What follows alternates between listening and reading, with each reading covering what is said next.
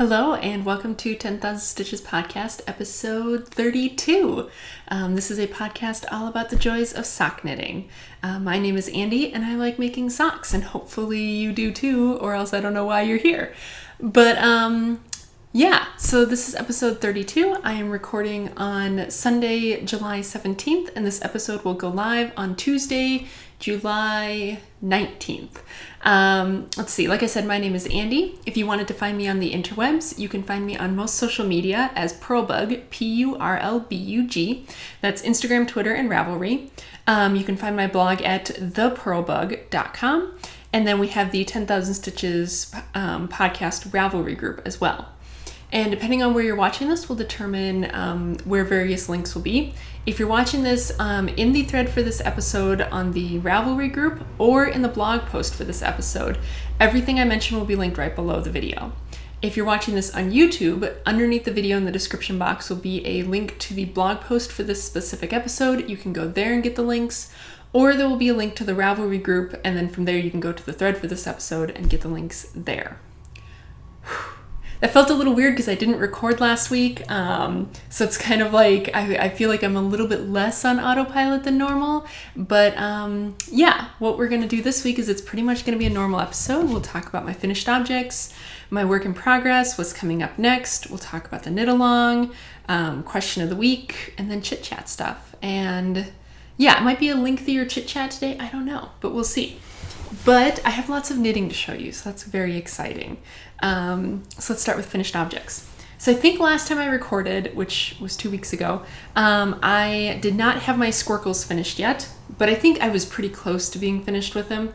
Anyway, they are finished. This is what they look like. These are made with Patons Croy FX in the Clover Colors colorway.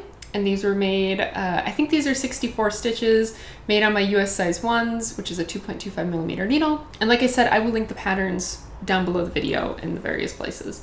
I'm pretty happy with these because, Patons Croy is a little bit heavier, like woolier yarn, I guess. These are just gonna go in my little basket for winter because these are definitely not at all summer socks. Although I did get the chance, I'm not exactly sure when. I posted a picture on Instagram about it.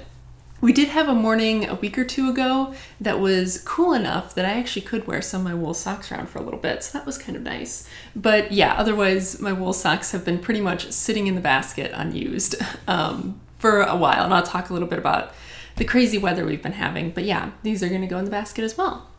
So I finished these, a while ago. Because I started these a while ago. So these were finished, I think, probably pretty close after I recorded the last podcast, and then these were started after that. And so then these are my second finished object, which is rare, but it's because it's been 2 weeks.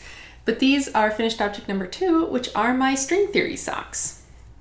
So these ones, I forget exactly what the yarn is. It's Drops Fable in this colorway. I forget exactly what the colorway number is, and the label is in my bag, which is out in the other room. But anyway, these are the string theory socks, and I posted a picture on Instagram when I finished the first one, and they are goofy looking socks. So this is how it looks. So this is the toe, and this is the heel, and this is a heel out sock pattern. So you start doing,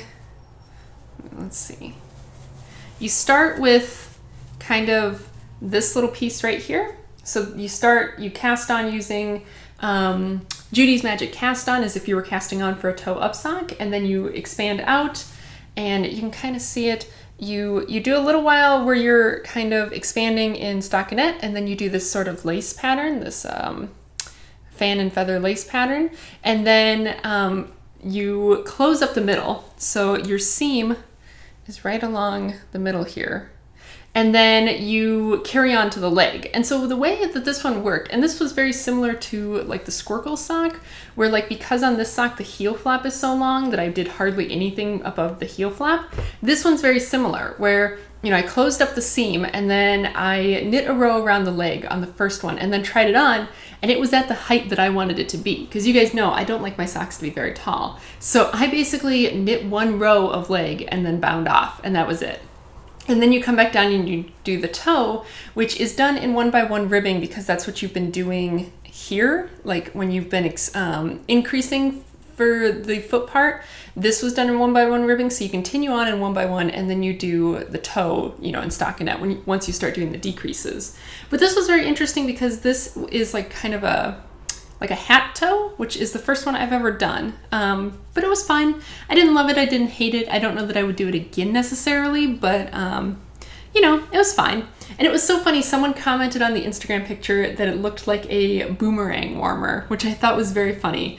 But I think I did promise to show what they looked like on. So I'm going to, pause the video. I'm going to put them on, rearrange the camera so that it will be pointing at my feet, and then show you guys what they look like on my feet. Because I feel like I feel like knitted socks always look kind of goofy. Like, they don't look like what normal socks look like, but these ones especially look very goofy. So I will put them on so that you guys can see what they actually look like on a pair of feet. And I shaved my legs today just for you guys so you wouldn't have to see gross hairy legs. So give me 1 second and you can see what these look like on. All right, so this is what they look like on my feet. You can see, obviously, I didn't bother to match up the patterns at all, but I think that kind of just makes it more fun.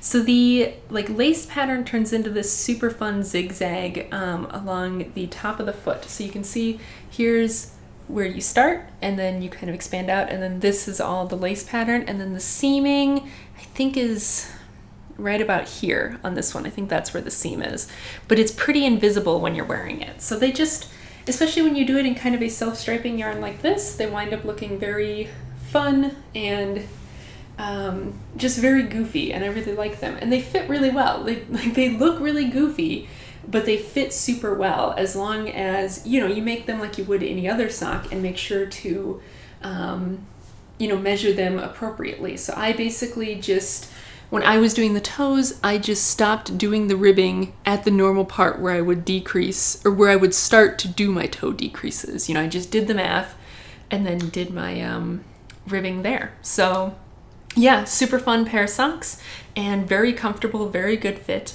So yeah, and while I have the camera pointed like this, I might as well show you guys another one of my tattoos that is otherwise very difficult to show on camera. Maybe I'll adjust the camera up just a little bit more so you can see it. And you get to also see my dirty socks and stuff waiting for laundry in the background. So yep, that's laundry back there. But anyway, this is another one of my tattoos that, like I said, it's very hard to otherwise show off, but these go down the backs of my legs. So I can't tell what's actually a good way to show them. But yeah, so it's supposed to be an argyle pattern with alternating purple and green diamonds. I got these done when I was in undergrad back in Wisconsin, and I'm trying to think if I can show it. Maybe if I just tilt the camera up just a little bit more. There we go. So you can also see there's these cute little skulls at the very top. So these ones are ones that they're very large, but I forget that they're there because they're hidden under pants most of the time. So it's mostly just during the summer that they become very visible, and they need to be redone because, as you can see, a lot of the color's very washed out, and you actually can't really see the fainter lines that make up a lot of the argyle, except you can kind of see one right here, but a lot of those have faded a lot, so I definitely need to get these ones redone. But yeah, that's another one of my tattoos that you guys haven't seen before.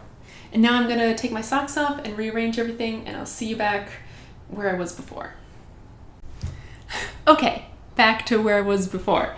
So hopefully, being able to see them on a pair of feet makes this look a little bit less daunting. But yeah, I definitely recommend this pattern if you're interested in doing something, a little bit different and a little bit funky. I will mention that, a couple of things to know about the pattern before you dive, into it. It is really written for 2 circular needles. I don't know, you could magic loop it, I think, but it would be really tough because when you get to this point, basically the width of the foot part, I guess, the main part of the sock is from here to here at its widest point. And you have I think 300 stitches total that you're doing. So, you really have to have a long circular needle if you're going to be doing magic loop, but I think you could do it. I don't see why you couldn't, but basically I wouldn't do it with double points. I don't think it would work very well with double points. And on that note, so you have a lot of stitches by the time you get to here.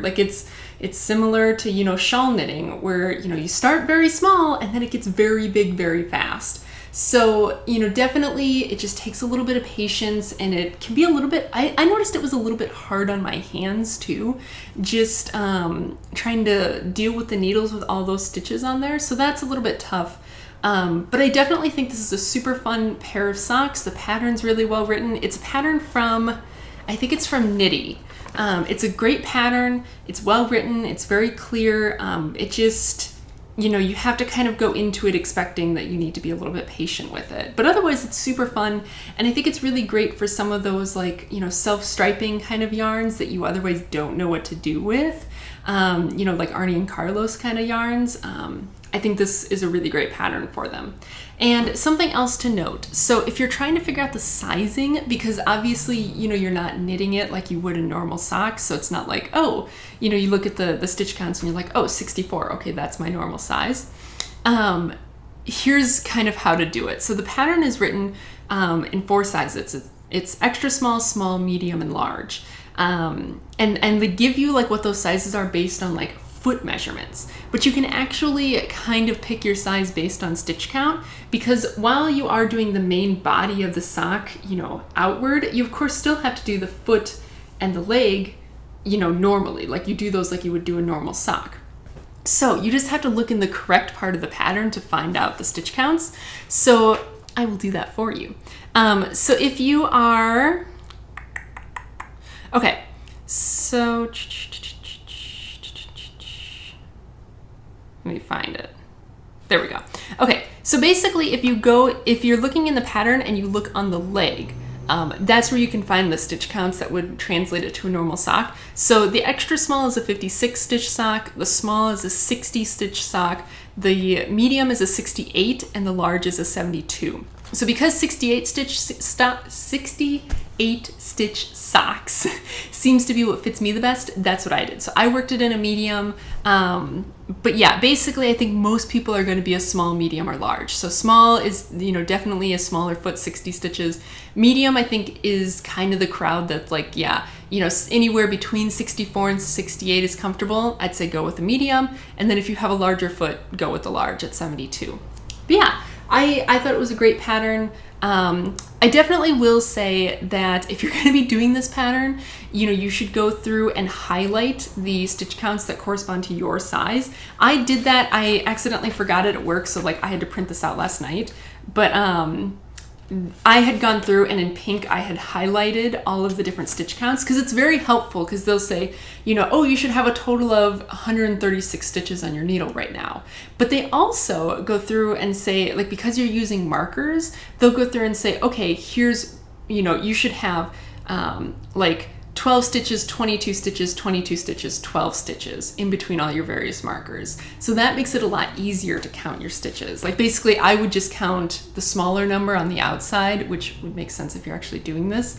But yeah, it's a well-written pattern. I highly recommend. This pattern and Squircle are both, I think, really good, free patterns if you're looking to do something a little bit unusual with your socks. So I highly recommend both. And yeah, those are my 2 finished objects. So let's talk about work in progress.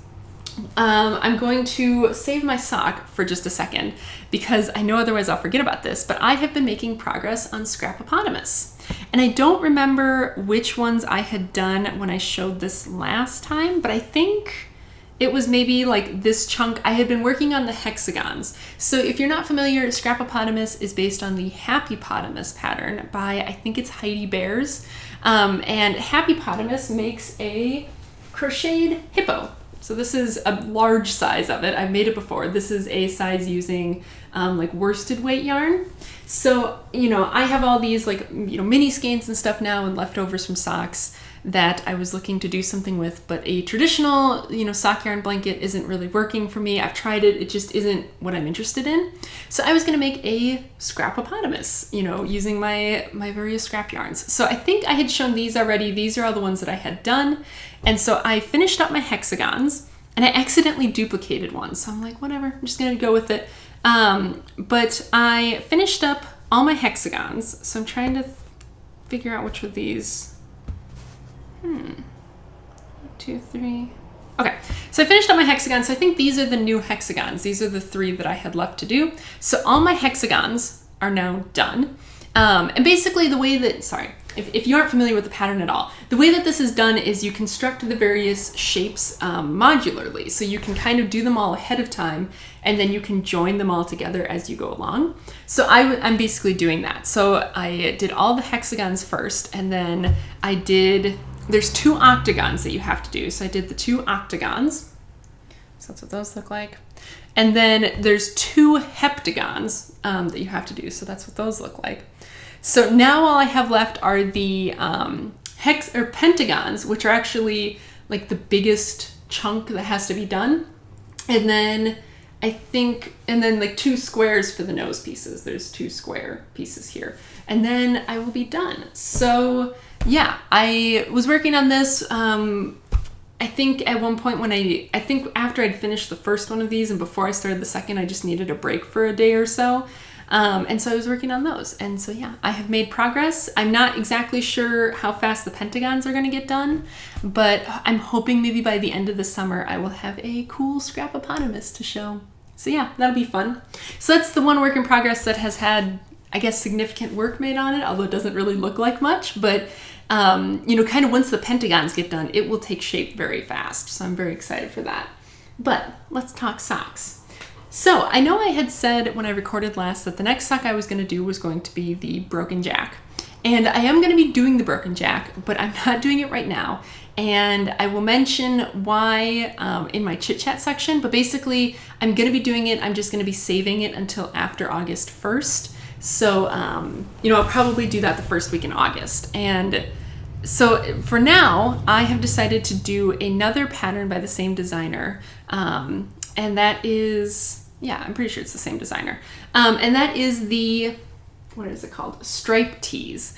So the stripe tees sock is a sock that it's kind of normal sock construction, but it's kind of not.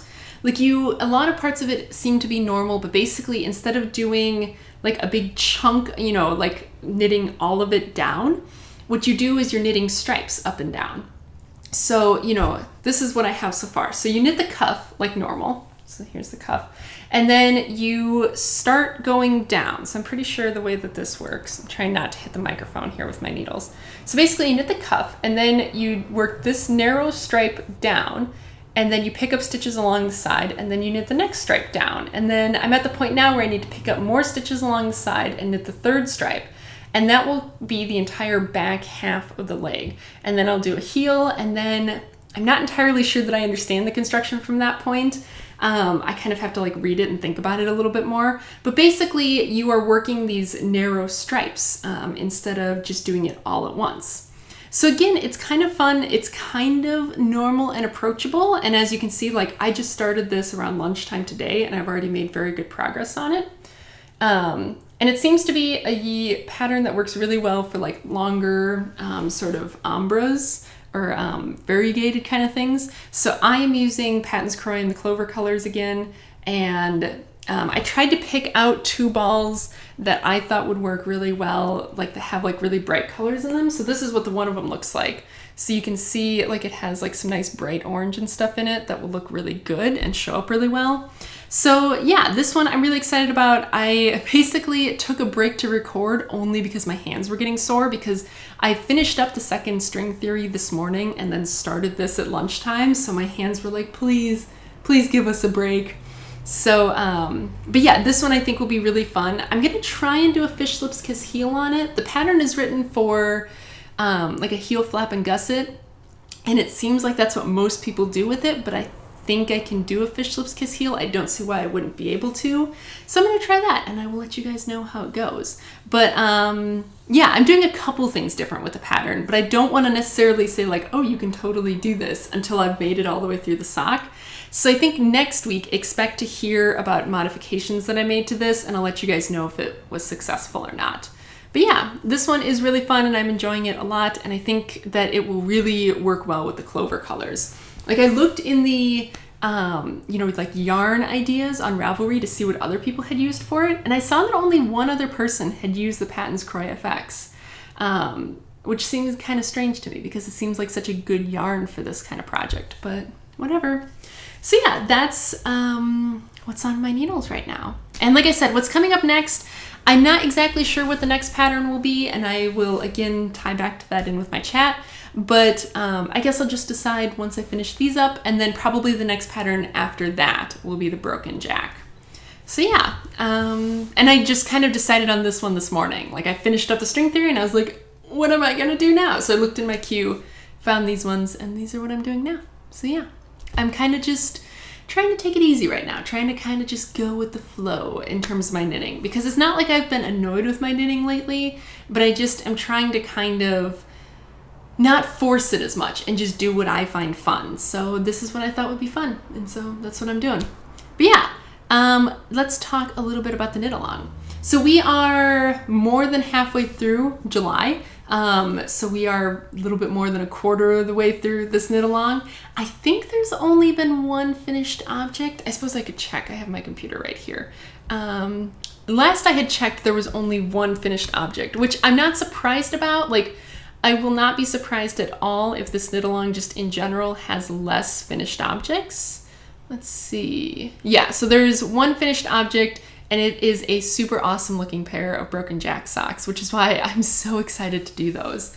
But yeah, I won't be surprised if this knit along just has fewer pairs in it, just because, you know, the unusual construction I think can kind of just put some people off. Or I won't be surprised if, you know, a lot of FOs don't roll in until the very end, because a lot of these are just a little bit more time consuming, and not all of them are as like portable knitting friendly. I've been realizing that, like, because some of them are constructed very differently, they're not easy to just whip out and do anytime. You know, especially like the string theory socks where you have 300 stitches on your needle at the end. This is not, you know, something easy to just whip out and do, you know, mindlessly. So I definitely will not be surprised if we have fewer finished objects or if a lot of them come in a lot later on. But yeah, I am hoping that people are working on things, and, you know, of course the chatter thread's open. So post pictures of what you're doing along the way. And maybe I should be doing more of that too if you guys are curious to do that. I can definitely post more in progress pictures if you'd like. But yeah, so that's knit along stuff. I haven't even thought about a prize yet. I might just use that second skein of the PhD yarns that I had bought, the other Quantum Dot skein. So maybe I'll do that. But otherwise, I might pick up yarn while I'm in DC, which will be at the very start of August. Not sure yet. But yeah, that's knit along news. And then for question of the week, okay, sorry, I was just checking my time on recording.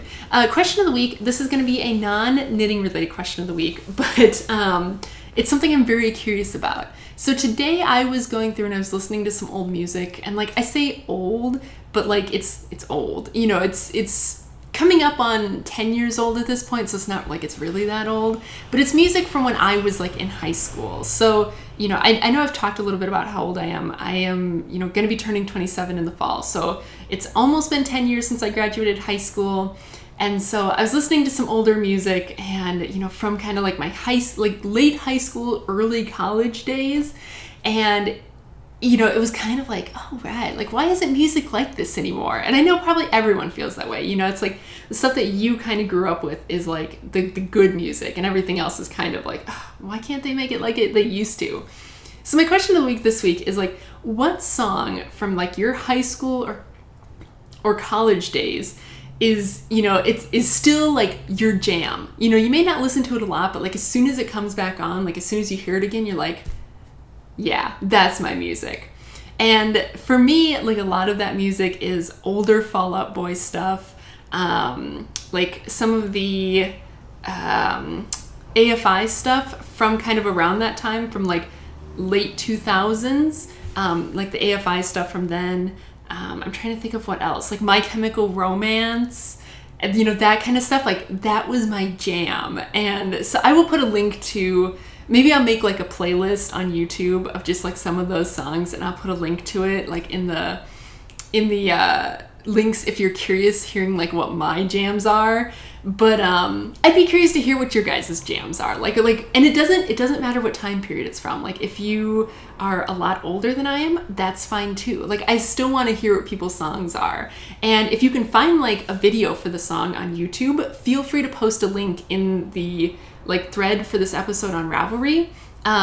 Because I want to hear other people's jams. Like, I think that is something so cool and interesting, and music can be so personal that I think it's like cool to hear what someone else like really feels, you know, like that what someone else really gets that visceral reaction to. So yeah, I'll make sure to make a playlist with maybe like 5 or 10 songs on it of like my jams, and I'll post it in with the links, because some of you guys might laugh at me, but you know, it's my jam. I don't know what to tell you. It's just, it's what speaks to my soul. But yeah, that's going to be it for the like knitting and I guess now somewhat non-knitting related stuff. So if that's all you were here for, thanks for hanging out with me, and I'll see you next week. Otherwise, I will tell you guys a little bit about the last 2 weeks of my life. So the last 2 weeks of my life. So I guess first, while I'm on that topic, I wanted to share some thoughts I had about not recording last week. So, you know, I kind of made that decision on like last Monday afternoon. Like, I was kind of at work and I was, you know, trying to think about like, okay, what do I want to talk about when I record? Because I hadn't yet. And I was just like, I just don't wanna.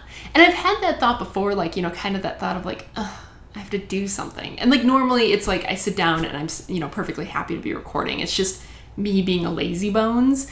But like last week was different. And, you know, I was just like, I just don't want to. So, you know, I think it was a good decision to just not. And I had been resisting taking any weeks off for a long, long time. And I think, and I'm glad that I did that, because I think sometimes if you get in the habit of doing that, you know, really screws up like a sense of continuity.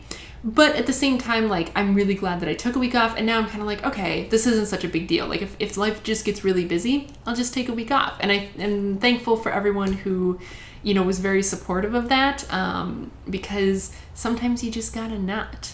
And so, but yeah, so something I've been trying to kind of, like, think a little bit about lately is, like, not, like, pushing so hard and not, like, you know, putting too much effort into doing things. And I don't mean that, again, in, like, a lazy way or anything, but sometimes, okay, so there's this blog that I've been reading, and I'll talk about the blog in just a second, but, this is a quote from there that kind of, I think, sums up how I was feeling.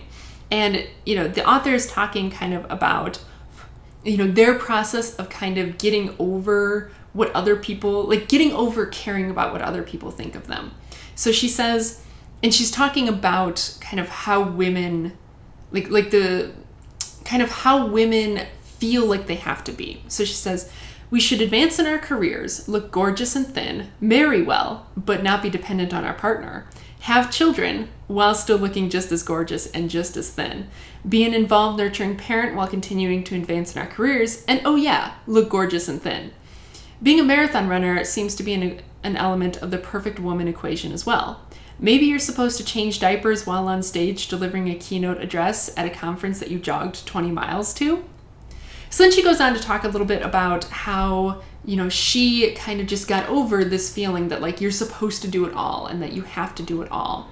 And I think that's something I get sucked into sometimes. You know, I forget that, like, I work a full-time job. I was, you know, up until the middle of this last week, I was taking, you know, a class, like an accelerated summer class. I, you know, try to make it to the gym. I also, you know, have half the responsibility of maintaining the apartment and all of that, although Wesley has been really good about that lately and like helping out with that, but he starts teaching again on Monday, so and no more of that. I mean, he still helps, but like now it'll be back to like a more 50-50 mix. But, you know, plus then on top of all that, then I also do, you know, the blogging and this podcast, and I'm trying to keep up with my knitting as a hobby and also trying to stay in touch with my family that doesn't live where I am. And so like sometimes I realize that I'm already doing it all and that sometimes I just need to not, you know, sometimes I have to just coast through, you know, that like sometimes it's okay to just be and just exist. And, I also reread this book lately called Essentialism, which if I can find it, I'll link to it on Amazon. It won't be an affiliate link or anything, but just if you're curious about it, or if you can get it through the library or something, of course, by all means do that. But I think this is a really good book. It's called Essentialism, and it's kind of one of those like business books, but it's not so businessy that you can't apply it to like a normal person's life. But his, like, basically the whole book is based around this motto of less but better. And so the whole book is, you know, about like getting rid of those things in your life that you need to say no to, like learning to say no to things, like learning to say no to a good opportunity to wait for a great opportunity, or learning not to like take on things just because you want to please other people. Like, is that advancing you towards your goal? No, then don't do it. And so, you know, it's a lot of just like learning how to not feel like you have to do it all, and like really focusing on what it is that you want to do. So, you know, I think all this stuff kind of came together at the right time for me, and I realized that sometimes I just have to do enough. You know, sometimes I don't have to do it all. So anyway, I was glad that I didn't record last week, but don't expect that it's going to become a regular thing. It might happen 1 or 2 more times before the end of the summer, but I suspect that once fall comes along, I'll kind of, you know, for sure be back into a regular recording schedule.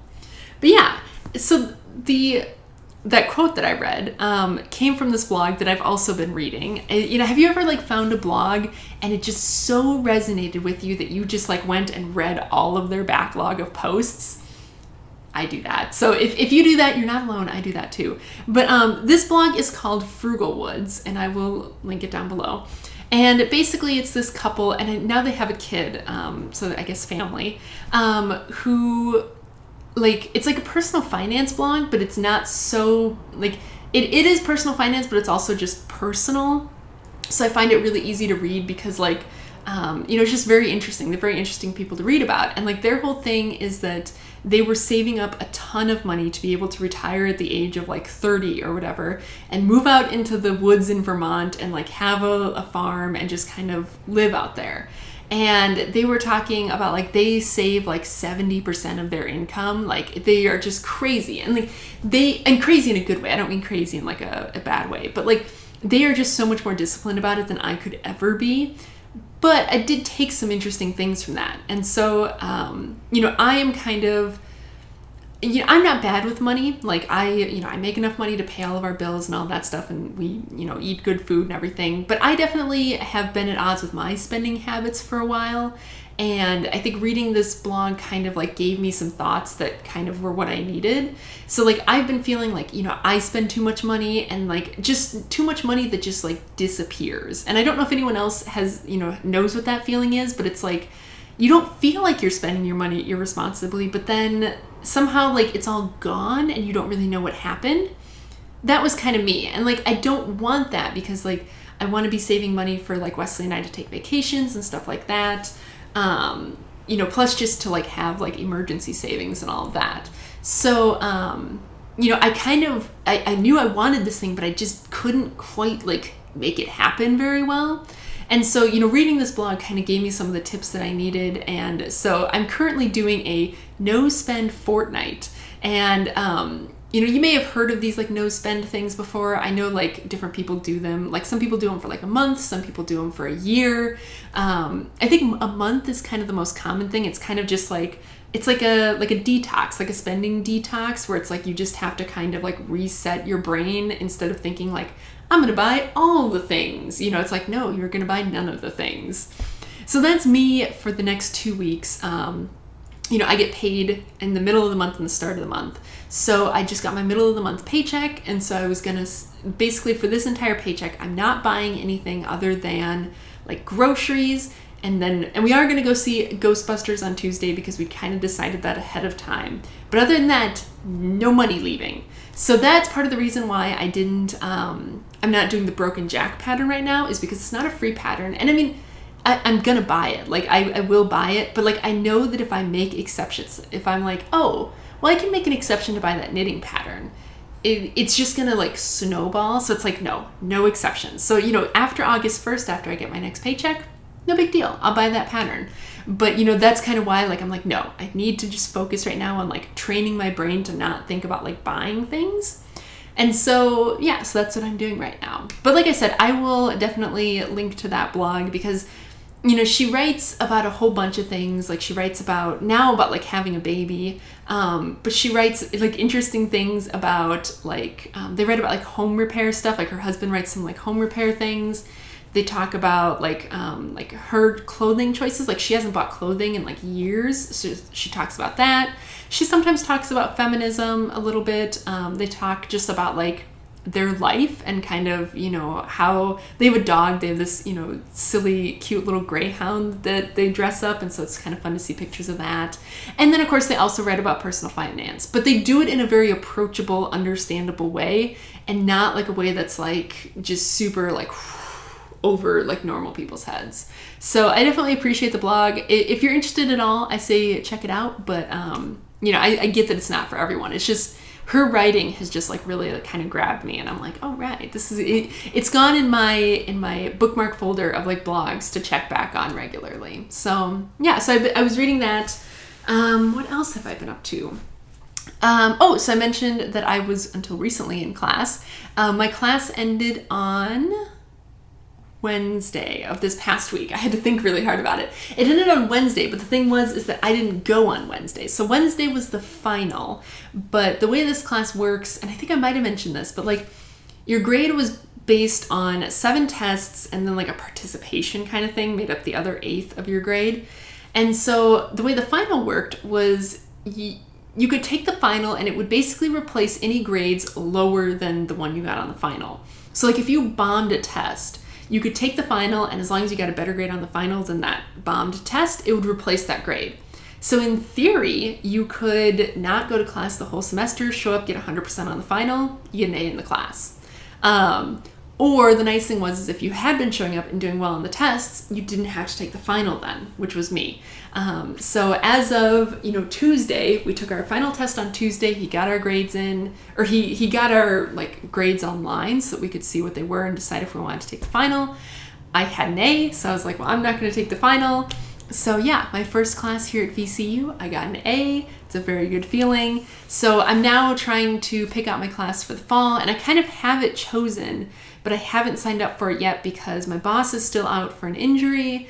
And so that means that he hasn't like done like the scheduling for the fall yet, which means that I don't know exactly when I'm teaching, which means I'm hesitating to, sign up for class. But I really need to get that sorted out soon because there's forms and stuff that I have to turn in. So I will probably have that done by the time I record next. But yeah, so that was a good feeling. And then, like I said, the next session has actually already started, but the labs start on Monday for that session. So then Wesley will be back teaching again, which is nice because it means I get to eat lunch with him because, he'll already be on campus. So that's always fun.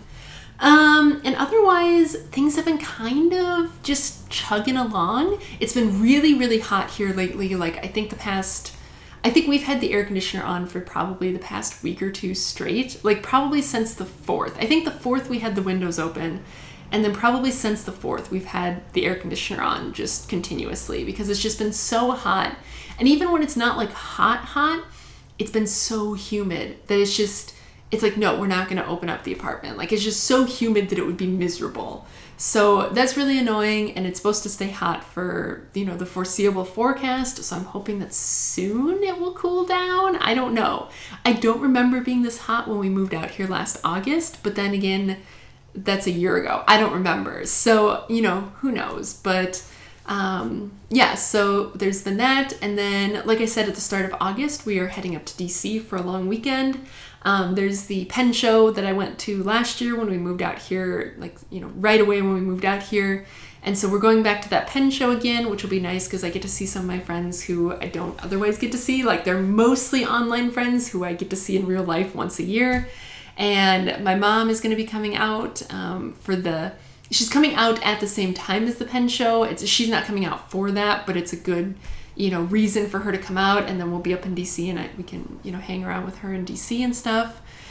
So yeah, that's basically been that. I mean, it's kind of a boring life right now, but I'm just kind of chugging through summer. I'm looking forward to fall just because it's been so hot, and fall is my favorite season and summer is definitely not, but I'm sure that before I know it, like summer will be gone, and then it'll be like, what the heck? What happened? But yeah, so I'm excited for fall, but I'm okay with summer hanging on for a little while longer too. But anyway, I know that I'm babbling at this point, so I should probably get going. And yeah, I will see you guys next week. Make sure you let me know what song from your high school or college days is still your jam. And yeah, I'll see you guys next week. Bye.